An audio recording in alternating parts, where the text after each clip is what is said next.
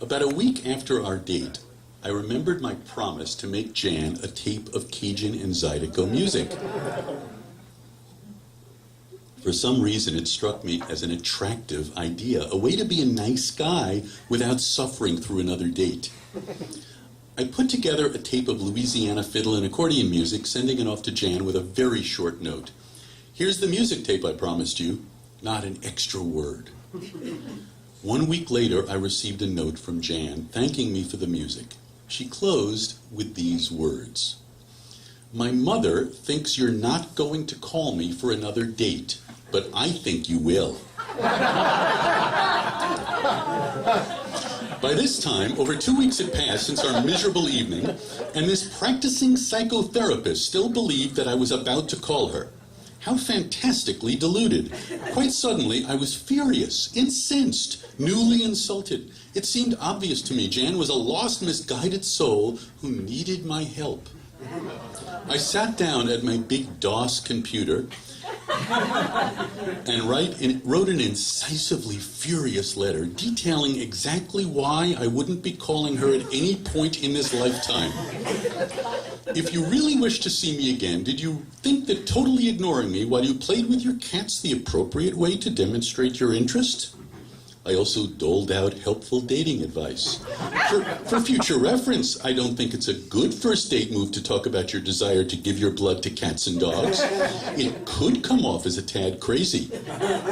I sent the letter. Just days later, I received a package in the mail.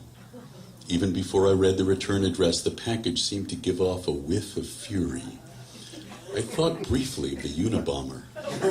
The package was small and completely covered in Scotch tape, layer after layer, as if the contents were lethal and just waiting to jump out.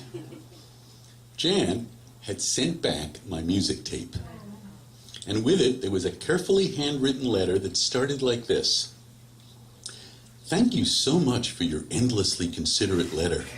You obviously know me so well and so deeply after our long association that you are the perfect person to analyze my entire personality and give me kind and valuable advice. The entire letter kept to a tone of ironic ferocity. As writing, it showed admirable stylistic discipline.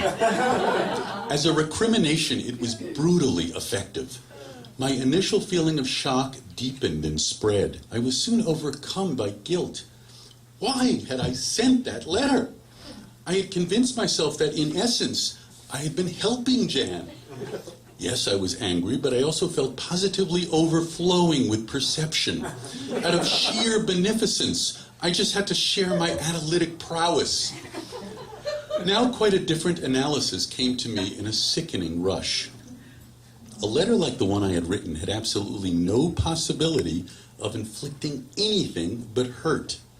It was a letter designed to establish superiority and exact retribution.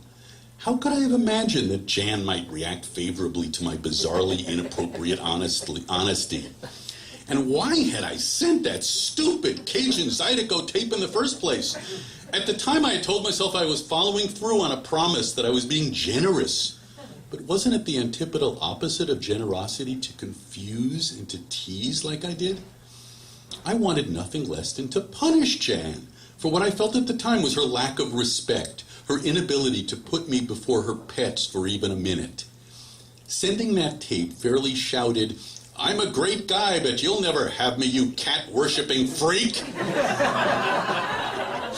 We both, I now realized, had our fair share of peculiarities. Okay, maybe Jan's clear preference for cats over humans was a dubious trait in a girlfriend, not to mention a psychotherapist. But I had failed to understand some obvious truths, that only the meddlesome and the arrogant give unasked for advice, that my need to be liked and my simultaneous need to analyze and criticize people might be at odds with each other, and my central delusion that I was simply too nice a guy to enjoy an act of retaliation. After reading and rereading Jan's letter, I began to think about the hurt she must have suffered in her life. A hurt so deep it had caused her to prefer pets to people. It was suddenly clear to me that Jan didn't intend to ignore me that night in her gloomy, maroon-colored Calvin Coolidge parlor. She was certainly socially maladroit, but her intent was not disdain. Perhaps it was just a sad little test. If her shyest cat, Sadie, that scrawny gray one who had hid under the sofa the whole time, if that cat trusted me, maybe Jan might crawl out from under her own hiding place. Why couldn't I have perceived the pathos that hung in the air of that dimly lit parlor instead of just assuming dreadful insult? Though the remorse I felt stayed with me for a while, I ultimately forgave myself. And Jan slowly faded from my thoughts. She didn't even cross my mind the next time I dated a woman who lived with a cat. I cannot even say I am now able to remember her face as she looked that luminous spring evening of 20 years ago. Yet every once in a while, all these years later, when I am wholeheartedly disgusted with humankind, with all the wars, the hatred, the greed, all the mass delusions that have visited this world since that long ago time, since the administration of the first George Bush, I sometimes, as a simple relief, imagine a world devoid of humans, a green garden of a planet inhabited solely by animals, cats and dogs romping happily among them. And I smile at this seemingly innocent version and think, Jan would approve of that world.